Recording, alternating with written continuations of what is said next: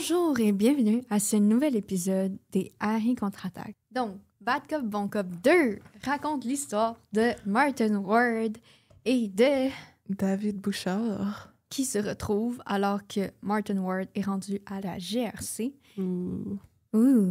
Et fait une descente dans un entrepôt. Ou que David Bouchard est undercover. Et travaille comme voleur de char Oui. pour un représentant de la mafia italienne.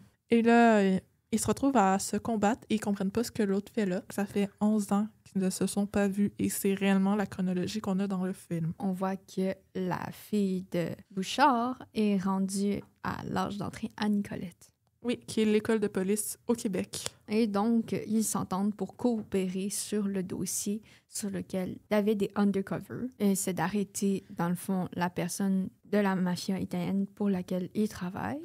Sauf que David lui révèle que, apparemment, ce représentant de la mafia italienne a des plans beaucoup plus grands pour sa petite business de vol de char qu'il n'y paraît. Ils vont collaborer. On fait la connaissance du personnage de Maria Manza, qui est... Bolée de l'électronique. La bolée d'électronique, exactement. Donc, la personne qui est leur hacker personnel, en somme. Ouais. Et leur QG est dans une arena de curling. Oui. Ils enquêtent et se rendent compte que finalement, ce dossier-là serait lié avec les États-Unis. Oui, et c'est comme ça qu'ils se retrouvent à vouloir protéger les États-Unis d'une attaque. Et donc, David se retrouve à devoir conduire un auto que ses patrons veulent faire exploser lorsqu'elle aura dépassé la frontière. Sauf que Martin avertit David et David réussit à éviter le pire et éloigner la foule. Sauf qu'il se retrouve prisonnier de la police locale. Ouais. Et là, Martin décide d'aller sauver son bon vieil ami aux États-Unis, mais ça se passe pas comme prévu. Les représentants des États-Unis n'ont aucune idée qu'est-ce que la Sûreté du Québec et qu'est-ce que la GRC.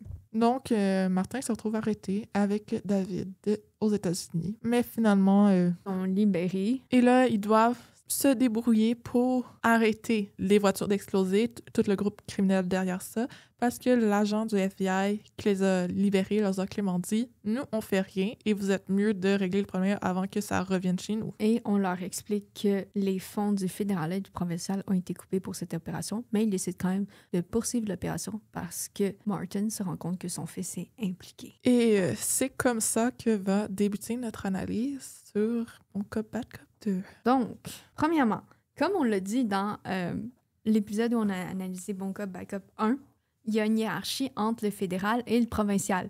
Puis c'est quelque chose qu'on n'arrête pas de répéter. Je pense qu'on l'a répété 4 fois et par 4 personnages différents. Mais là, on le voit vraiment clairement dans le 2. Si vous comprenez pas cette hiérarchie-là, allez voir Bon Cop, Bad Cop 2, c'est un peu plus clair. Oui, parce que là, explicitement, Martin Ward lui dit « Maintenant, ma juridiction, ça s'étend à tout le Canada. Fédéral en haut, provincial en bas. » Et même, Mariana Mazza va donner un ordre à David Bouchard, puis David va dire « Mais tu me prends-tu pour ton employé? » Et l'autre va dire « Tu comprends pas, je suis un employé du fédéral. En théorie, je suis ta boss. » Puis David Bouchard ne cesse de se le faire rappeler à plusieurs reprises dans le film et à chaque fois a une réaction dubitative. Puis ensuite, comme on l'a mentionné dans le premier épisode aussi, la GRC, son rôle, c'est de s'occuper des crimes de large niveau comme des majeures évasions fiscales, le trafic de la drogue ou encore le vol de voitures. Mais là, David, il est aussi impliqué dans le vol de voitures concerné parce qu'il travaille pour la sûreté.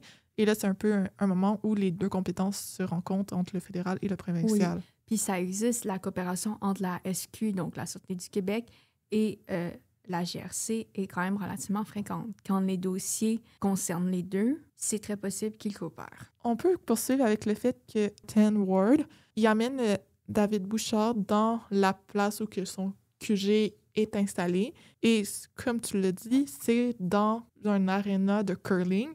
Et à la porte d'entrée, c'est clairement drapeau canadien, drapeau britannique. Et David dit « Ouais, c'est sûr que t'as pas plus undercover que ça. » Non seulement David Bouchard se moque un peu du lieu des opérations, mais il va aussi se moquer des Américains au passage. Parce que il va faire une imitation de films, de thriller américain, James Bond, Mission Impossible. Il va dire « Un homme et son curling face au monde. » Ça fait écho à l'histoire du Québec et du Canada parce que le Québec était colonie française avant de se faire céder à la Grande-Bretagne. Donc, le Québec a plus de liens avec la France que la Grande-Bretagne. Et le fait qu'ils disent que ça soit autant undercover au Québec, ça représente le fait qu'au Canada, les liens avec la métropole mère-patrie sont beaucoup plus importants qu'au Québec avec l'ancienne métropole. Parce qu'aujourd'hui, il y a eu un rapatriement de la Constitution canadienne Oui. et donc le Canada est 100% indépendant, comme on l'a mentionné dans le dernier épisode. Donc, le fait que David Bouchard dit que ça soit réellement undercover à Montréal, spécifiquement, ça fait écho au fait que l'ancienne métropole mère-patrie du Canada était la Grande-Bretagne, mais que le Québec, avant, était colonie française. Le Québec a toujours eu des liens plus forts avec la France qu'avec la Grande-Bretagne. En raison notamment de la langue. Mais malgré tout, comme dans le premier Bon Cop, Bad Cop à la fin, on voit que, l'Ontarien et le Québécois font une super bonne équipe maintenant. Ils ont appris à s'entendre malgré leurs différends. Oui. Puis aussi, c'est à noter, ne vous inquiétez pas, on va passer plus au niveau relations internationales. David mentionne qu'il aurait soi-disant volé l'auto de Carey Price en sortant un casque de hockey et il explique à Martin Ward qu'il faudrait rendre le casque avant de lui retirer. Et il disait, non, grave erreur, my bad, non. Leaf. Un fan des Leafs. Y a-t-il quelqu'un de Montréal? Oui.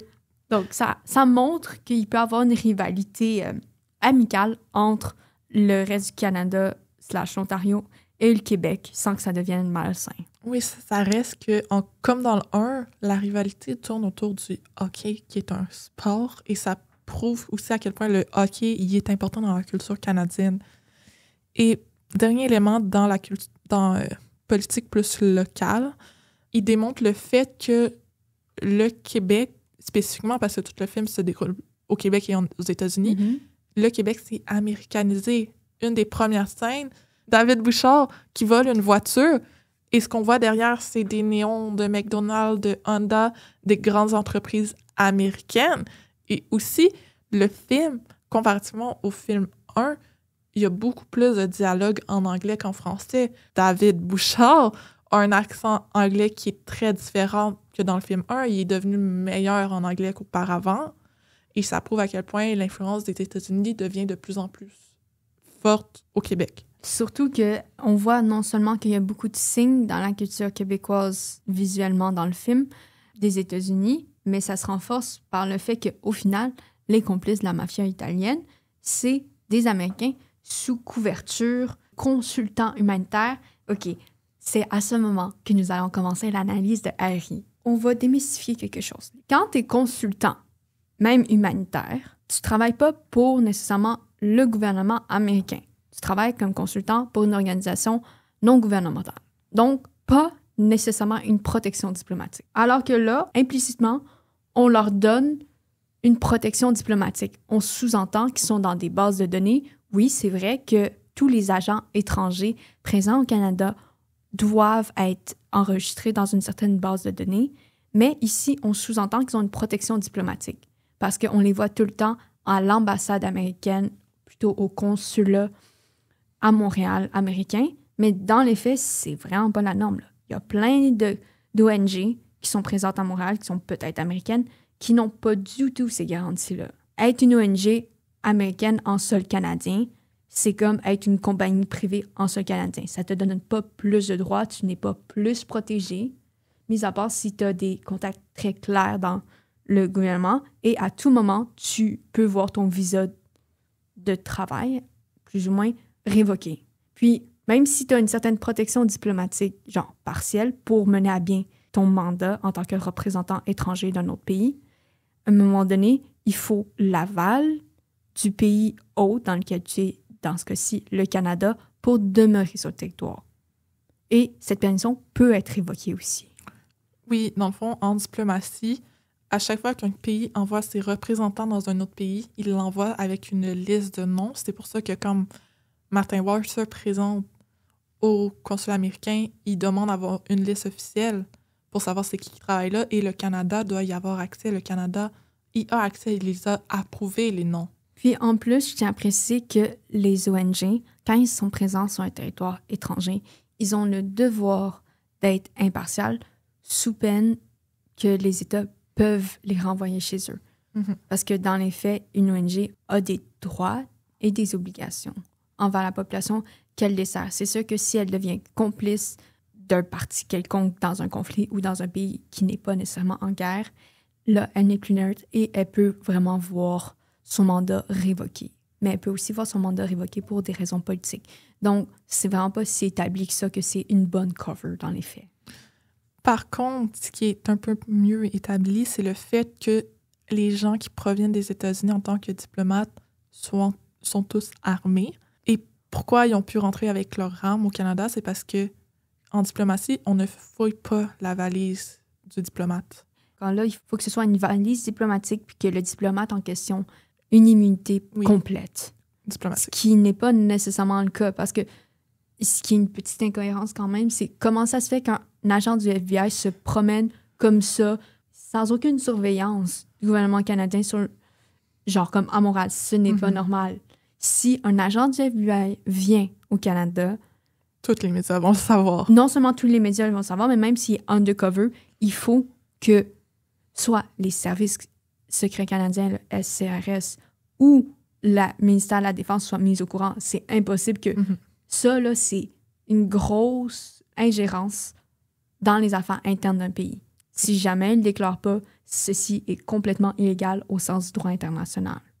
Puis au sens juste des politiques de bon voisinage entre le Canada et les États-Unis. Mais en même temps, c'est unlikely que ça arrive parce que, je ne sais pas si vous le savez, mais depuis la fin de la Deuxième Guerre mondiale, il y a une grande coopération militaire entre les forces armées canadiennes et celles américaines qui, pour l'instant, continue malgré ce qui se passe aux États-Unis. Ensuite, si on retourne un peu au fait que l'action se déroule tant aux États-Unis qu'au Québec, on voit pas la frontière, mais la frontière entre le Canada et les États-Unis auparavant, ce qui est un peu moins le cas actuellement, elle était très facilement franchissable pour les Américains, tout comme les Canadiens. Elle a la réputation d'être la plus longue frontière démilitarisée.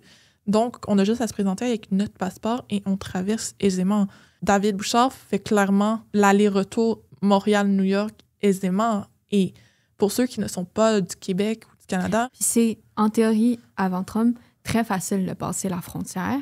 Puis aussi, littéralement, c'est très connu, mais il y a un village entre les États-Unis puis le Canada qui est séparé en deux. Et je suspecte que c'est probablement ce village-là, ce pont-là qui mène à ce village-là, que David a tenté de franchir avec l'auto. Non seulement ça, mais on voit aussi dans cette scène-là, avec l'auto piégée, qu'il y a des autos de police des deux côtés de la frontière. On voit une auto de police probablement du Canada et l'autre des États-Unis de l'autre bord du pont. Au final, ça mène à une scène relativement cocasse. C'est la scène où David Bouchard se fait arrêter par la police locale des États-Unis.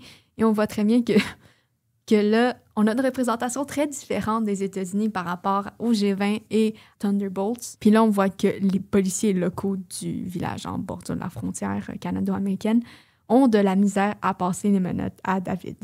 Et David finit par s'auto-menotter de découragement devant l'incompétence des policiers à la frontière. Donc, on ne représente pas une image des États-Unis qui est si forte que ça, contrairement au soft power que les États-Unis projettent. Donc, notre vision des choses, c'est que, dans les faits, les États-Unis font pas si peur que ça à cette époque-là, en 2016. C'est plutôt « friendly neighbor ». Mais malgré tout, il y a quand même l'image que les États-Unis voient l'étranger comme un danger potentiel. Parce qu'on s'entend que David Bouchard, je sais, sa voiture a explosé tout de même, mais tout le long, il est présumé coupable. Et ça a pris du temps avant qu'il sache la vérité. Puis il y a sûrement des personnes haut placées qui ont dû appeler pour dire « Non, réellement pas un terroriste ». Et à plusieurs moments dans le film, ils font référence au fait que la menace des États-Unis provient de l'extérieur, des terroristes. Puis aussi, non seulement on représente les États-Unis comme pas super compétents dans la gestion de la crise, mais en plus, quand David explique qu'il vient de la Sûreté du Québec, ça mène à une scène vraiment iconique, comme je disais. On a 4 policiers locaux qui s'interrogent sur d'où vient David. Les 3 policiers masculins disent « Non, il est Swedish ». Il vient de la Suède, là. C'est sûr, là. C'est comme dans les mopettes. Puis la seule femme dans ce gang-là dit « Non, il est vraiment canadien. » Parce que David révèle qu'il travaille Sûreté du Québec, qu'il vient du Canada, qu'il est québécois, puis qu'il parle français. Et le chef de la police ne le croit pas. Et les deux policiers en arrière qui regardent l'interrogatoire-ish sont comme « He's cook! He cannot be Canadian and speak French! » C'est une grande méconnaissance de leur voisin. On est juste à côté. Puis la fille dit « Non, ça existe vraiment, les Canadiens français. » Puis le gars dit « Ben non, ça existe pas. » Puis elle réitère 3 fois ces propos-là et les 3 fois, le policier masculin décide d'en faire fi. C'est comme si elle parlait dans le vide. Dépend vraiment de leur intérêt personnel. C'est pas une obligation de comprendre comment fonctionne le monde et les autres pays. Quelque chose que, personnellement, j'ai pu être témoin. Plusieurs personnes ne savent pas qu'il y a des gens qui parlent français au Canada puis que le Québec existe. C'est simplement pas un centre d'intérêt prioritaire.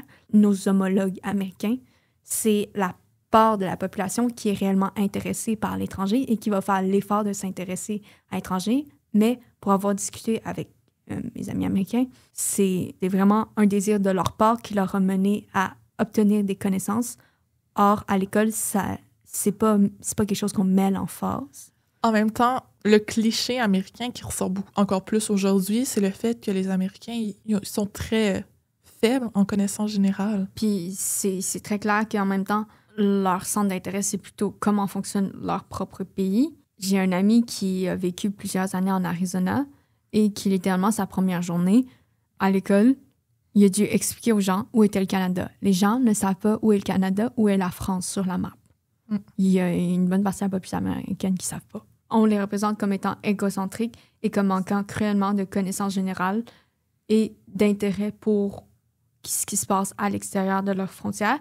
Puis aussi, on va bâcher plus ouvertement encore le soft power américain dans ce film-là. « Think about your wife and your children! » Ça, c'est ce que les officiers disent à leur chef avant qu'il aille interroger David parce qu'ils estiment que c'est un terroriste dangereux et il pourrait mourir. Oui, parce que la crainte des États-Unis envers l'étranger s'est réellement accentuée suite aux attentats du 11 septembre 2001. Avant le 11 septembre 2001, la frontière canado-américaine était beaucoup moins protégée que ça. On pouvait juste la traverser avec une licence de voiture. On n'avait même pas besoin de passeport. Avant les attentats, je veux dire, les Canadiens passaient aisément la frontière. Et ça a toujours été, malgré post-attentat, là, les tours jumelles, ça a quand même été relativement facile pour les Canadiens de passer la frontière. Clin d'œil ultime à la culture québécoise. David va siffloter « Ce n'est qu'un au revoir ».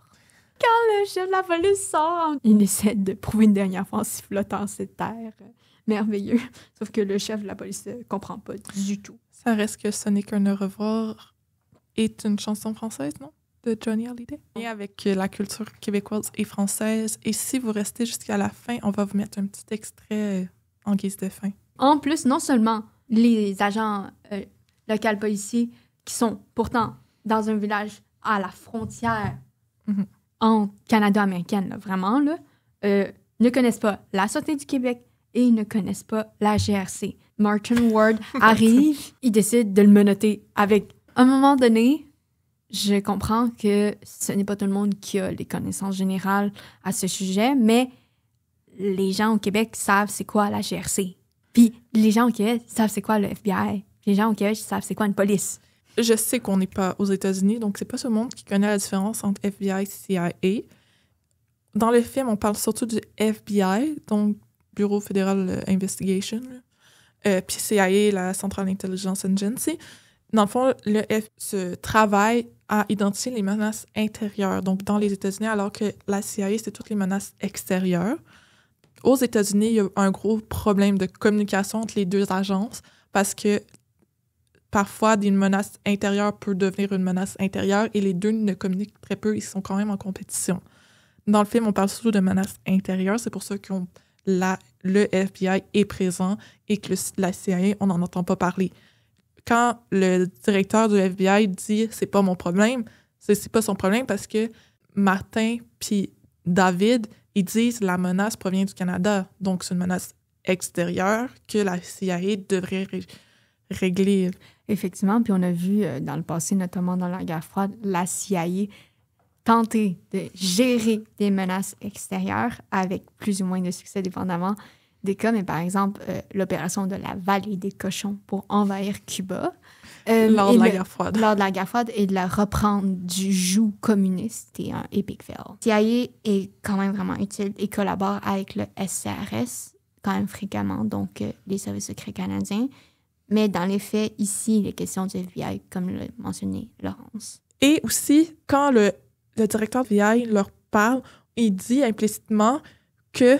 Dans le consulat américain à Montréal, il va avoir un speech envers ces hommes de main. Ça illustre vraiment la vision des États-Unis de ce qui se passe à ce moment-là. Today, we write history. The fight of freedom is a never-ending fight that demands sacrifice, and it is worthy of everything that we've got.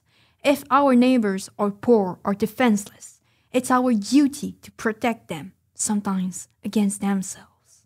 Our country, our brothers and sisters are stoned on comfort, stoned on pumpkin spice latte, and fucking Facebook. Somebody needs to step up and save them. Not friend them, save them, and that somebody is us. Do you know why? Because we're the true patriot, and if we succeed today, 50 years from now, we'll be in every textbook, but if we fail... Donc, first, pour ceux qui ont aucune idée du film Bon Cop, Bad Cop, c'est un film qui est bilingue, donc c'est pourquoi que toute la citation qu'Anne a lue est en anglais et non en français. Et donc, ce qui l'explique, c'est que le chef de la FBI se revendique comme étant un patriote. Ce qui fait vraiment écho à l'actualité à ce moment-là avec l'envahissement du Capitole par les supporters de Trump qui ont estimé que l'élection était volée et estimaient qu'en tant que patriotes américains, il était de leur devoir de revendiquer que l'élection appartenait à Trump. Et en même temps, je veux dire, c'est une caractéristique des États-Unis qui ont un fort patriotisme américain parce qu'on se promène aux États-Unis, il y a plusieurs drapeaux américains devant les maisons ou peu importe dans la rue. Je veux dire, si on se promène au Canada, oui, ou au Québec, oui, il y a avoir des drapeaux de la région, mais c'est pas quelque chose aussi uniforme qu'aux États-Unis. En tout cas, pas avant Trump. Bref, le point est de dire que le patriotisme américain est très fort et on le voit encore dans le film. Effectivement, parce que le combat pour la liberté commune est un élément de discours américain extrêmement présent dans la plupart des speeches, autant des républicains que des démocrates. Par exemple, Kamala Harris reprend justement ce concept beaucoup dans sa campagne. Et les Américains estiment, tout comme d'autres pays à un niveau un petit peu moins élevé, mais que peu importe ce qu'ils ont à sacrifier, il faut le faire parce que c'est leur devoir. Puis, au début, il mentionne les Canadiens, mais après, il s'adresse plutôt à son propre pays. Il commence par dire que les Canadiens sont pauvres et sans défense, puis que c'est leur devoir de les protéger. Oui, donc ça fait référence aux deux discours qu'il y a eu du côté États-Unis et du côté Canada, où le président américain de l'époque a dit qu'il était envisageable que les États-Unis envahissent le Canada si c'est dans le but de protéger les États-Unis d'une invasion quelconque. Clairement, il y aurait une ingérence étrangère. Donc, si le Canada n'était pas prêt à mettre les efforts en défense, les États-Unis allaient le faire à sa place en s'ingérant dans sa politique. Le Canada, le premier ministre de l'époque, a répliqué disant que le Canada était prêt à s'engager, puis qu'il allait avoir une défense mutuelle où le Canada, comme les États-Unis, allaient travailler main dans la main, qu'ils allaient être amis en défense et que les États-Unis ne pourront pas envahir le Canada à ce niveau-là. Reste que dans les faits, le Canada n'est pas une puissance militaire moindre des États-Unis. Aussi, on a l'entente sur la NORAD. La NORAD, c'est la défense dans le Grand Nord canadien pour une invasion qui arriverait par l'Arctique.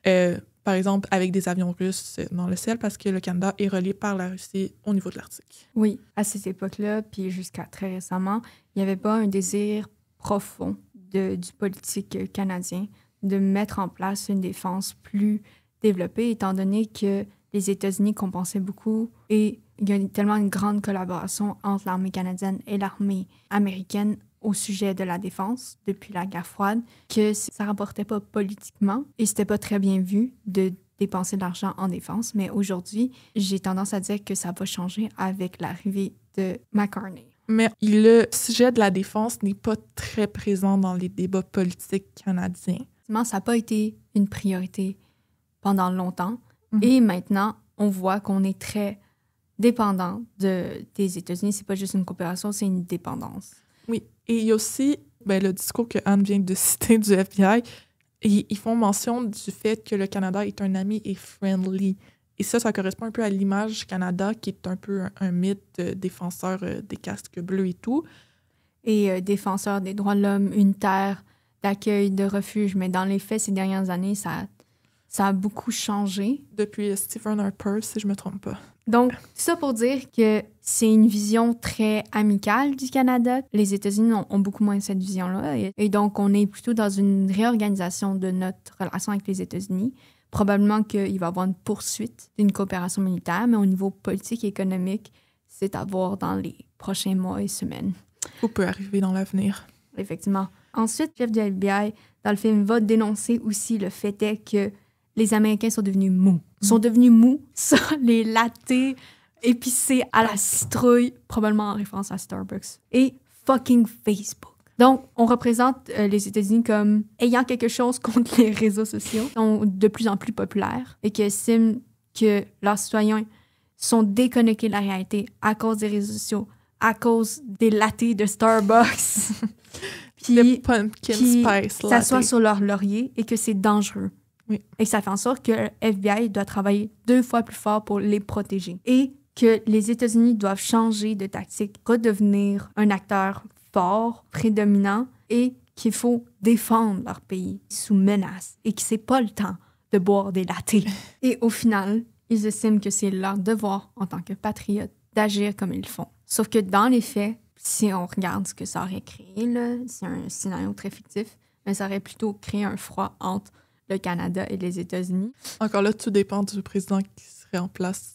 Et c'est vrai qu'à Montréal, il y a un gros trafic d'auto volés. Or, aujourd'hui, en 2025, c'est d'actualité. Aussi, un peu après cette scène-là, on mentionne que les États-Unis ont une attitude de king of the world. Je pense au fait que les États-Unis sont la puissance hégémonique, croient tout permis parce que c'est les États-Unis. Mais aussi, on dit qu'ils ont une attitude, mais en disant que c'est une attitude, ça prouve qu'ils ne sont plus réellement de king of the world, qu'il y a des puissances hégémoniques contestatrices. Exactement, parce que le fait qu'on soit capable de contester l'hégémonie américaine, donc sa supériorité militaire, économique et politique et culturelle, c'est que déjà à ce moment-là, en 2016, les États-Unis, en tant qu'hégémons, sont en déclin.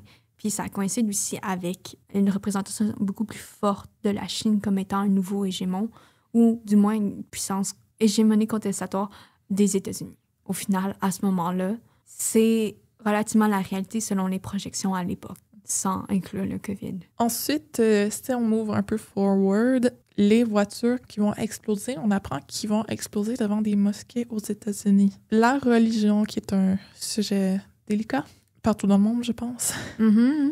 Et là, ça démontre quand même la crainte américaine de l'étranger, encore plus.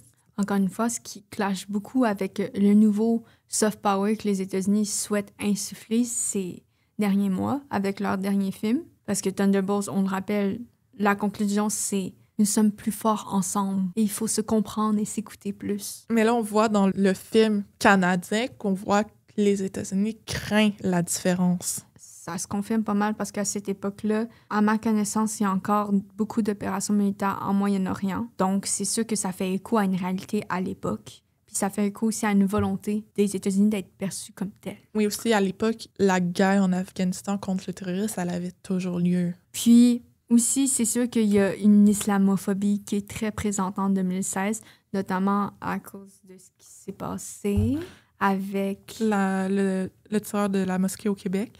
Pour la petite histoire, ceux qui ne savent pas, au Québec, il y a eu un homme qui est rentré dans une mosquée pour tirer et tuer les gens qui étaient à l'intérieur. Puis aussi, en 2016, il y a l'attaque sur Charlie Hebdo en France aussi. Fait qu'il y a une islamophobie généralisée dans le monde politique et dans le climat social. Alors que dans les faits, on rappelle que les attentats qui ont été commis, ça a été commis par des groupes islamiques, oui, qui prêchent l'islam, mais qui ne représentent pas l'ensemble de la religion islamique. Comme, par exemple, si des terroristes sont de confession chrétienne, ne représentent pas l'entièreté des chrétiens. Donc, c'est pas parce qu'une personne est musulmane qu'elle est terroriste. Exactement. Ce que les États-Unis semblent faire, cet amalgame-là. En tout cas, selon la représentation du Québec. Et justement, David va le souligner en disant que « And killing innocent is your solution ». Littéralement, ça veut tout dire. Et justement, il va pointer du doigt que les Québécois sont la pire race, en gros guillemets, de Canadiens. Puis dans les faits, il va prôner que comment éradiquer un mal, c'est en le combattant. Forcément. Ce qui est encore en clash avec le soft power américain actuel en 2025. Un élément que je voudrais aborder, qu'on n'a pas encore parlé, c'est le fait que les interventions policières sont de plus en plus médiatisées. On le voit, à chaque fois qu'il y a une intervention de la police à quelque part dans un lieu public, les médias sont là et ils demandent une entrevue en direct. Dans le film 1 de Bon Cop, Bad Cop, les médias sont quasi pas présents. Oui, il y a des conférences de presse, mais c'est des choses prévues, planifiées. Organisées, puis il faut que ce soit un média conventionnel, alors qu'ici, on voit qu'il y a une place beaucoup plus importante à filmer. Oui. Puis aussi, les médias sont beaucoup plus réactifs. Quand David est arrêté et que l'auto explose, on voit beaucoup plus rapidement des médias qui sont là. Puis on sent que c'est moins organisé. Même après ça, David se retrouve à voler le vélo d'un enfant et l'enfant sort son téléphone cellulaire pour le filmer. Il dit ça va être sur Facebook ou peu importe. C'est vraiment un sujet d'actualité parce que les interventions policières, quelles qu'elles soient, sont sous la loupe des citoyens ordinaires qui n'ont pas nécessairement la connaissance derrière ce qui se passe. C'est une tendance qui va juste s'amplifier avec Black Lives Matter, notamment aux États-Unis par la suite. Mais c'est déjà une tendance qui commence à être quand même relativement commune. Puis aussi, je tiens à préciser la symbolique super ironique dans ce film, c'est le fait que David puis Martin trouvent pour assommer, régler son compte au directeur du FBI. C'est l'aigle américain. On peut en parler. Donc, l'animal qui représente les États-Unis un peu partout, c'est l'aigle. Donc, le fait est qu'il frappe avec l'aigle américain, c'est comme si... L'aigle était plus fort que lui. C'est ça, puis c'est comme si le patriotisme américain qui leur revient en plein dans leur face. Oui. Avant de terminer... on vient de parler des médias, mais une des dernières scènes du film, c'est quand Jonathan appelle son père, puis son père lui dit « Va à l'ambassade du Canada ». Parce que, dans le fond, Jonathan est rendu aux États-Unis, puis il est quand même coupable d'avoir tenté quasiment de participer à un attentat. Et le réflexe de son père, c'est de dire « Va à l'ambassade ». Pourquoi l'ambassade? C'est parce que les ambassades d'un pays, pour un citoyen étranger au pays où il est, sont là pour le protéger. Donc, si, par exemple, vous avez un problème, si vous êtes, par exemple, Canadien et vous êtes, je sais pas, en Australie, vous avez un problème là-bas, allez à l'ambassade canadienne, c'est eux qui vont vous aider, peu importe c'est quoi le problème. Puis aussi, l'ambassade, c'est l'extension de la souveraineté d'un pays sur un territoire donné avec l'accord du pays hôte. Fait que quand vous posez le pied dans une ambassade canadienne, vous êtes en sol canadien. Vous êtes protégé par les mêmes droits que vous seriez protégé au Canada. Il y a eu un cas où c'était un homme qui est, pose guillemets, détenu dans une ambassade dans un autre pays pour pas se faire repatrier. Mais finalement, ils ont réussi à trouver une entente pour qu'il retourne dans son pays. Donc, il restait dans son ambassade pour ne pas se faire arrêter par les autorités, si je ne me trompe pas, américaines. Pour finir, dans le fond, l'épisode se conclut par David et Martin qui reçoivent une médaille de l'ambassadeur américain, donc officiel, qui les remercie ce qu'ils ont fait pour leur pays et va jusqu'à remercier David en français. Et la réaction de David est hilarante, c'est « Il a même pas fait ça pour Céline ». Céline, soft power canadien ultime, québécois canadien ultime, là. C'est assez comique. Puis aussi, ça montre que la vision des États-Unis de la récompense ultime est probablement plutôt le pouvoir qu'une médaille, tandis que les Canadiens, c'est juste une reconnaissance d'avoir fait la bonne chose, je dirais. Ça représente très bien le type de soft power canadien que ce film veut projeter. C'est que, sans tenir compte de la sécurité de leur propre personne, leur a permis d'être récompensés et d'avoir une reconnaissance de leurs bonnes actions. Puis c'est ultimement, je pense, que chaque Canadien souhaite. Sur ce, ça n'est qu'un au revoir. Tu mets trop au bon moment.